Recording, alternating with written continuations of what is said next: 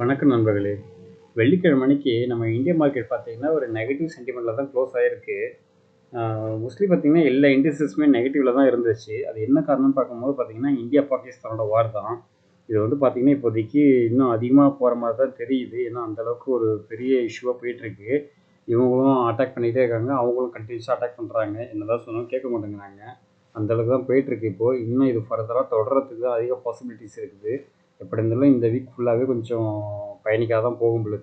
அதனால பார்த்தீங்கன்னா, மார்க்கெட் வந்து இதில வந்து நல்ல ஒரு டவுன்ஃபால் ஆகறதுக்கு அதிக பாசிபிலிட்டீஸ் மாரி தான் தெரியுது. எஃப்ஐஐ வந்து பார்த்தீங்கன்னா, நேத்திக்கு கிட்டத்தட்ட ஒரு 3799 கோடிக்கு சேல் பண்ணியிருக்காங்க. டிஐ பார்த்தீங்கன்னா, 7277 கோடிக்கு பை பண்ணியிருக்காங்க.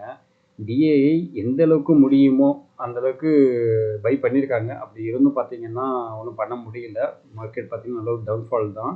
இதில வந்து பார்த்தீங்கன்னா, நேத்திக்கு வந்து ஃபினான்ஸ் மினிஸ்டர் வந்து பார்த்தீங்கன்னா, நம்ம மாரி ரீட்டெயிலர்ஸ்லாம் பேனிக் ஆகக்கூடாதுங்கிறதுக்காக, மியூச்சுவல் ஃபண்ட் ஆளுங்க, லைஃப் இன்சூரன்ஸ் ஆளுங்க, அப்புறம் மற்ற உள்ள பெரிய இன்வெஸ்டர்ஸ் எல்லாரையுமே மீட்டிங் வச்சு அதை வந்து பேசியிருக்காங்க. மார்க்கெட்டை எந்த அளவுக்கு கீழே விட்டுறக்கூடாது அப்படிங்கிறதுக்காக, எவ்வளோத்துக்கு முடியுமோ அந்த அளவுக்கு வாங்கி வச்சுக்கங்க அப்படிங்கிற மாதிரி ஒரு டிஸ்கஷன்லாம் போயிருக்கு. ஃபினான்ஷியலாகவும் நம்ம வந்து அஃபெக்ட் ஆகக்கூடாது ஃப்யூச்சரில். ஏன்னா இப்போ இந்த வார் இதனால பார்த்தீங்கன்னா, மோஸ்ட்லி எல்லா ஸ்பெண்டிங் எல்லாம் பார்த்தீங்கன்னா டிஃபென்ஸுக்கு தான் போகும். இதனால் மற்றது எதுவும் அஃபெக்ட் ஆகக்கூடாது. ஸோ எந்த அளவுக்கு முடியுமோ அந்த அளவுக்கு எல்லாம் ப்ரிப்பேராக இருந்துங்க அப்படிங்கிற மாதிரிலாம் பேசியிருக்காங்க. ஸோ ஃபினான்ஸ் வைஸ் எல்லாமே இது பண்ணதுனால மார்க்கெட் வந்து கொஞ்சம் அன்ஸ்டேபிளாக போனாலும் திருப்பி வந்து ரெக்கவரி ஆகிடும். ஏன்னா இப்போது இந்த வாருங்கிற இதனால மோஸ்ட்லி பார்த்தீங்கன்னா நம்மள மாதிரி உள்ள ரீட்டைலர்ஸ் எல்லாமே சேல் பண்ணிட்டு போயிடுவாங்க. ஸோ அதனால பார்த்தீங்கன்னா மார்க்கெட் நல்லா டவுன்ஃபால் ஆகும்.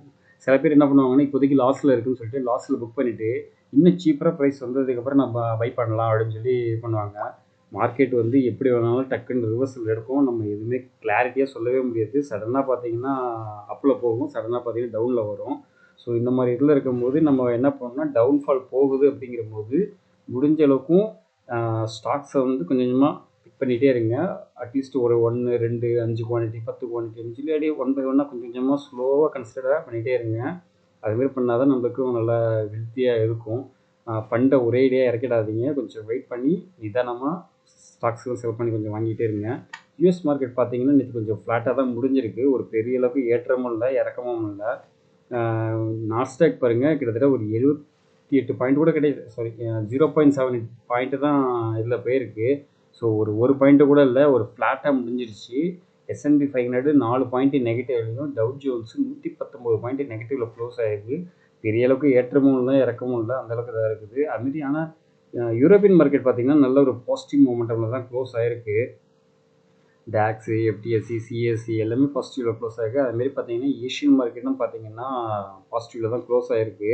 ஸோ இல்லை நெகட்டிவில் க்ளோஸ் ஆனது எதுன்னு பார்த்தீங்கன்னா நம்ம இந்தியா மார்க்கெட் மட்டும்தான். கொஞ்சம் வெயிட் பண்ணுவோம். நல்ல ஸ்டாக்ஸு நல்ல ஒரு ரேஞ்சிங்கில் வரப்போகுது. ஸோ அந்த டைமில் பிக் பண்ணுங்கள். இந்த போர் இதனால எதுவும் பயப்பட வேணாம். மார்க்கெட்டு கண்டிப்பாக ரெக்கவரி ஆகிடும். அது வந்து கன்ஃபார்ம் தான். இப்போதைக்கு ஒரு பயணி கொடுத்துட்டு கீழே இறங்கும். அதனால் ஒன்றும் இஷ்யூ இல்லை.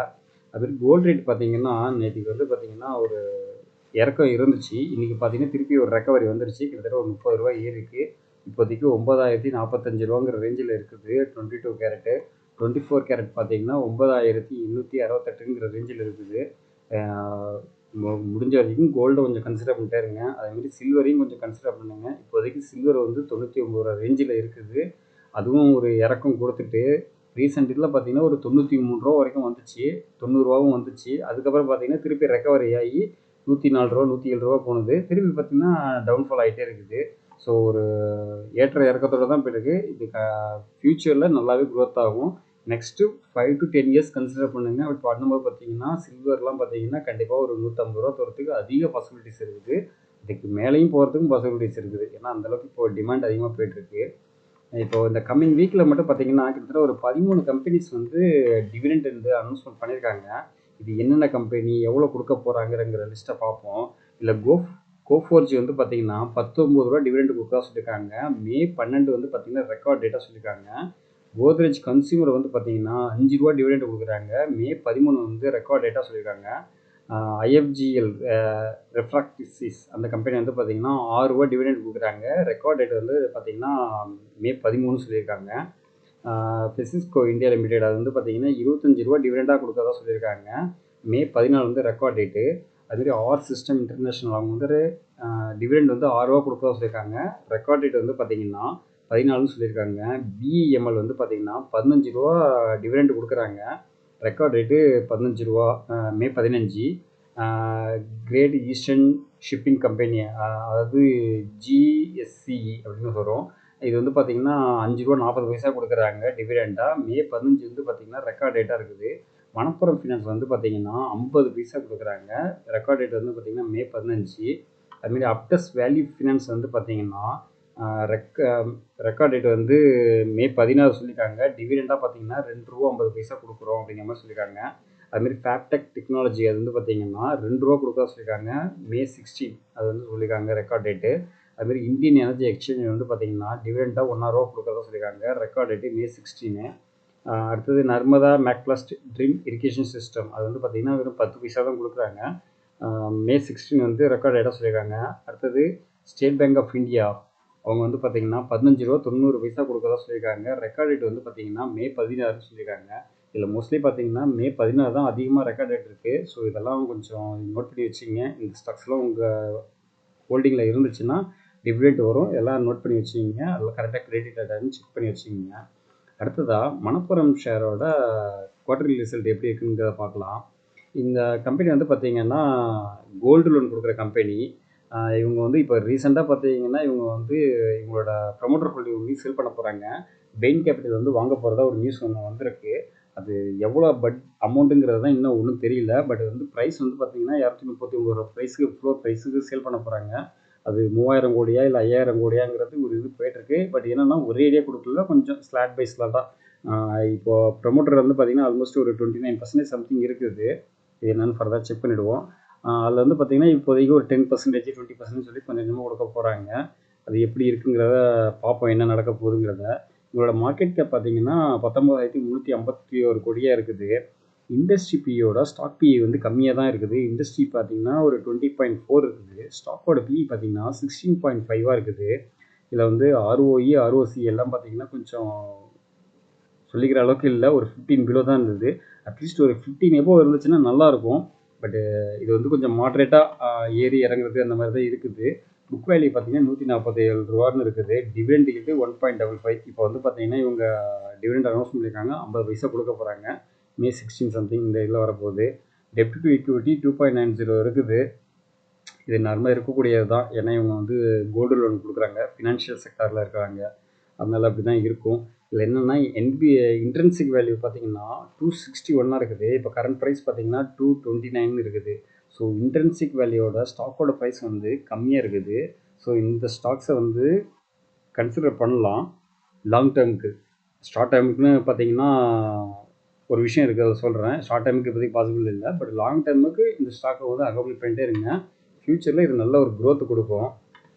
இதில் வந்து பார்த்திங்கன்னா இப்போதைக்கு குவார்டர் ரிசல்ட் பார்த்திங்கன்னா இந்த குவார்ட்டரில் ரெவென்யூ வந்து பார்த்திங்கன்னா கொஞ்சம் டவுன் ஆகிடுச்சு. போன குவார்ட்டரோட இந்த குவார்ட்டர் கம்பேர் பண்ணும்போது டிசம்பர் குவார்ட்டரில் பார்த்திங்கன்னா 2560 கோடியாக இருந்தது. இந்த மார்ச் குவார்ட்டரில் பார்த்திங்கன்னா 2360 கோடி தான் இருக்குது. இதே இது மார்ச் 2024 பார்த்திங்கன்னா 2348 கோடியாக இருந்துச்சு. ஸோ இயர் ஆன் இயரில் பார்த்தீங்கன்னா ஒரு சின்னதாக ஒரு 12 கோடி தான் இன்க்ரீஸ் ஆகிருக்கு. பெரிய அளவுக்கு ஏறல. பட் குவார்டர் ஆன் குவார்ட்டரில் பார்க்கும்போது நல்லாவே ஒரு டவுன்ஃபால் ஆகிடுச்சு. அதுமாரி பார்த்தீங்கன்னா இந்த நெட் ப்ராஃபிட் இந்த தடவை குவார்ட்டரில் டோட்டலாக நெகட்டிவ் சைடு போயிடுச்சு. இதுதான் ஒரு பெரிய ட்ராபேக்கு. இதனால் பார்த்தீங்கன்னா வர திங்கக்கிழமை அன்னைக்கு கண்டிப்பாக மணப்புரம் வந்து ஒரு பெரிய டவுன்ஃபால் ஆகிறதுக்கு அதிக பாசிபிலிட்டிஸ் இருக்குது. இதில் இறங்கிடுச்சு அப்படின்னா எப்படி இருந்தாலும் இப்போ 229 ரூபாங்கிறது 200 வரலாம். அது கீழேயும் போகிறதுக்கு பாசிபிலிட்டிஸ் இருக்குது. அதனால தான் சொன்னேன் இப்போதைக்கு ஷார்ட் டேர்ம் பாசிபிள் இல்லைன்னு சொன்னது. இது லாங் டேர்முக்கு பார்த்தீங்கன்னா பாசிபிள் இருக்கும். ஏன்னா இந்த ஷேரை நான் 150 வாங்கி கிட்டத்தட்ட ஒரு 190 வரும்போது நான் விற்றுட்டேன். ஷார்ட் டைமில் நான் விற்றுட்டு வெளில வந்துட்டேன். கிட்டத்தட்ட ஒரு ஷேருக்கு 40 ப்ராஃபிட்டில் வச்சு நான் விற்றுட்டு வெளில வந்துட்டேன். அதுக்கப்புறம் பார்த்தீங்கன்னா நல்ல ஒரு ஏற்றம் வந்துச்சு. பெரிய அளவுக்கு ஆனால் போகல. அதுக்கப்புறம் பார்த்தீங்கன்னா ஒரு 30 40 ஏற்றம் வந்துச்சு. திருப்பி பார்த்தீங்கன்னா டவுன்ஃபால் வந்து திருப்பி ஏறிட்டு இருக்கு. ஸோ இது வந்து பெயின் கேபிட்டல் வாங்க போகிறாங்கன்னொன்னே அந்த நியூஸ் வந்துச்சு. அந்த டைமில் பார்த்தீங்கன்னா ஏற ஆரம்பிச்சது. 200 தொட்டுது. அப்படியே பார்த்தீங்கன்னா கொஞ்சம் ஏறி வந்தது. இப்போ திருப்பி அது ஒரு சைட்வேஸ் மாதிரி தான் அப்படியே நிற்கிது. இப்போ ஒரு நெகட்டிவ் ரிசல்ட் கொடுத்துருக்காங்க. இதனால் பார்த்தீங்கன்னா டவுன்ஃபால் ஆகிறதுக்கு அதிக பாசிபிலிட்டிஸ் இருக்குது. இதுதான் ஒரு ட்ராபேக்கு. பட் எதனால் இந்த அளவுக்கு நெகட்டிவ் ஆயிருக்குங்கிறது இன்னும் ஒன்றும் தெரியல. ஏன்னா கோல்டு லோனுக்கு நல்லாவே இம்ப்ரூவ்மெண்ட் பண்ணியிருக்காங்க. கோல்டு லோன் புக்கு எல்லாமே நல்லா தான் இருக்குது. அப்படி இருந்தும் நெகட்டிவ் இதில் ரிசல்ட் கொடுத்துருக்காங்க. அது என்ன காரணம் தெரில. அது என்னன்னு தெரிஞ்சதுன்னா உங்களுக்கு ஃபர்தர் அப்டேட் பண்ணுறேன். எர்னிங் பர் ஷேர் வந்து பார்த்திங்கன்னா நெகட்டிவில் போயிடுச்சு. இல்லை இயர் ஆன் இயரில் ரெவென்யூ பார்த்திங்கன்னா இன்க்ரீஸ் ஆகிருக்கு. ஸோ இதில் வந்து பார்த்திங்கன்னா 2014 பாருங்கள் மோஸ்ட்லி பார்த்திங்கன்னா நல்லாவே க்ரோத் ஆகிட்டே இருக்குது. ரெவென்யூ வந்து கொஞ்சம் கொஞ்சமாக இன்க்ரீஸ் பண்ணிகிட்டே இருக்கிறாங்க. பட்டு நெட் ப்ராஃபிட் மட்டும்தான் பார்த்திங்கன்னா இந்த தடவை குறைஞ்சிச்சு. மற்ற இதில் பார்த்திங்கன்னா உங்களுக்கு 2014 பார்த்திங்கன்னா நல்லாவே இம்ப்ரூவ்மெண்ட் ஆகிட்டே தான் இருக்குது. எந்த ஒரு இதுவும் டவுன்ஃபால்னு சொல்லவே முடியாது. நல்லாவே இம்ப்ரூவ்மெண்ட் பண்ணி தான் வச்சுட்ருக்காங்க. பட்டு போன இயரில் 2024 பார்த்திங்கன்னா 2197 கோடியாக இருந்தது. இப்போ வந்து பார்த்திங்கன்னா வெறும் 1173 கோடியாக இருக்குது. கிட்டத்தட்ட பார்த்திங்கன்னா பாதிக்கு பாதி அந்தளவுக்கு டவுன் ஆகிடுச்சு. ஸோ ஏர்னிங் பர் ஷேரும் பார்த்திங்கன்னா இந்த இயரில் 14.37 அப்படிங்கிற மாதிரி ரேஞ்சுக்கு வந்துருச்சு. ஸோ அந்தளவுக்கு ஒரு டவுன்ஃபால் ஆகிருக்கு. ஸோ இது என்னன்னு நம்ம ஃபைண்ட் அவுட் பண்ணணும். மற்றபடி இதில் ஒன்றும் பெரிய அளவுக்கு இல்லை. மோஸ்ட்லி கோல்டு லோன் நல்லாவே இவங்க வச்சுருக்காங்க. அதிகமாக நல்லா இம்ப்ரூவ்மெண்ட் ஆகிறதுக்கு அதிக பாசிபிலிட்டிஸ் இருக்குது. ரிட்டர்ன் ஆன் ஈக்விட்டி பார்த்திங்கன்னா 20 பிலோ தான் இருக்குது. சேல்ஸ் க்ரோத்து நல்லா இருக்குது. பட் ப்ராஃபிட் க்ரோத் பார்த்திங்கன்னா நெகட்டிவில் தான் இருக்குது. இந்த மாதிரி ரிசல்ட்டு ப்ராஃபிட் இல்லை வரதுனால தான் இதாக வருது. மற்றபடி வேறு எதுவும் கிடையாது. சிஏஜிஆரும் நல்லா தான் இருக்குது. இதை வந்து ரிசர்வாக பார்த்திங்கன்னா ஒரு 12,223 கோடி வச்சுருக்காங்க. போரிங் பார்த்திங்கன்னா இப்போதைக்கு கொஞ்சம் அதிகமாக இன்க்ரீஸ் ஆகிட்டு இருக்குது. ஏன்னா இவங்களுக்கு கோல்டு லோனுங்கிறதுனால கொஞ்சம் இன்க்ரீஸ் ஆகிட்டே இருக்குது. மற்றபடி ஒரு பெரிய அளவுக்கு இல்லை. இன்வெஸ்ட்மெண்ட் ஆக்டிவிட்டியில் பார்த்திங்கன்னா ஒரு 738 கோடி வச்சுருக்காங்க. அதர் அசட்லேயும் பார்த்திங்கன்னா 47,000 கோடி வரைக்கும் வச்சுருக்காங்க. இதில் வந்து கேஷ் ஃப்ளோ பார்த்திங்கன்னா ஆப்ரேட்டிங் அண்ட் இன்வெஸ்டிங் ரெண்டுமே பார்த்திங்கன்னா நெகட்டிவில் தான் இருக்குது. பட் ஃபினான்சிங்கில் பண்ணிட்டு பார்த்திங்கன்னா ஒரு 1132 கோடியாக வச்சுருக்காங்க. பட் கம்பேரிட்டிவ்லி போன இயரை பார்க்கும்போது இந்த இயர் வந்து நெகட்டிவில் தான் இருக்குது. போன இயர் பார்த்திங்கன்னா 425 கோடியாக இருந்தது. இப்போ பார்த்திங்கன்னா 1132 கோடி தான் இருக்குது. இந்த காரணம் என்னென்னா இப்போ ப்ரொமோட்டர் இதெல்லாம் சேஞ்ச் பண்ண போகிறாங்க. ஏகப்பட்ட இது நடக்க போகுதில்ல.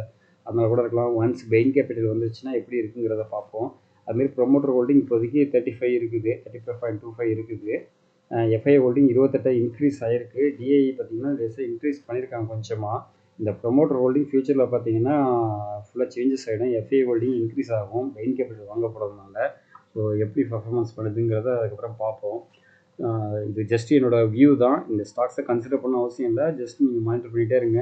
மேபி நல்ல ஒரு சான்ஸு இல்லை சீப்பர் ப்ரைஸில் கிடைக்குதுன்னா அப்போதைக்கு கன்சிடர் பண்ணி பை பண்ணி ஒரு ஷார்ட் டைமில் நல்ல ஒரு ப்ராஃபிட் வந்ததுக்கப்புறம் விற்றுட்டு வெளில வந்துடுங்க. ஸோ நீங்கள் கொடுத்த இன்ஃபர்மேஷன் எல்லாமே யூஸ்ஃபுல்லாக இருக்கும்னு நினைக்கிறேன். அடுத்த இன்ஃபர்மேஷனோட அடுத்த வீடியோவில் சந்திப்போம். நன்றி நண்பர்களே.